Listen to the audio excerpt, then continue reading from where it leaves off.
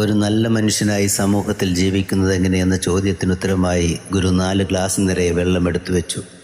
ഒന്നാമത്തെ ഗ്ലാസ്സിലേക്ക് ഒരു പാറക്കല്ലും, രണ്ടാമത്തെ ഗ്ലാസ്സിൽ അല്പം പഞ്ഞിയും, മൂന്നാമത്തെ ഗ്ലാസ്സിൽ അല്പം ചെളിയും, നാലാമത്തെ ഗ്ലാസ്സിൽ അല്പം പഞ്ചസാരയും നിക്ഷേപിച്ചു.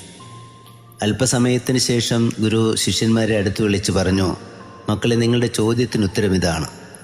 നമുക്ക് വേണമെങ്കിൽ പാറക്കല്ലിനെ പോലെ യാതൊരു വ്യത്യാസവും വെള്ളത്തിനോ അതിനോ വരുത്താത്ത രീതിയിൽ നമുക്ക് ജീവിക്കാം. അല്ലെങ്കിൽ പഞ്ഞിയെപ്പോലെ എല്ലാം വലിച്ചു കുടിച്ച് വെള്ളമില്ലാതായി തീർന്നാലും പഞ്ഞി വലുതായി തീരുന്നത് പോലെ ഉള്ള രീതിയിൽ നമുക്ക് ജീവിക്കാം.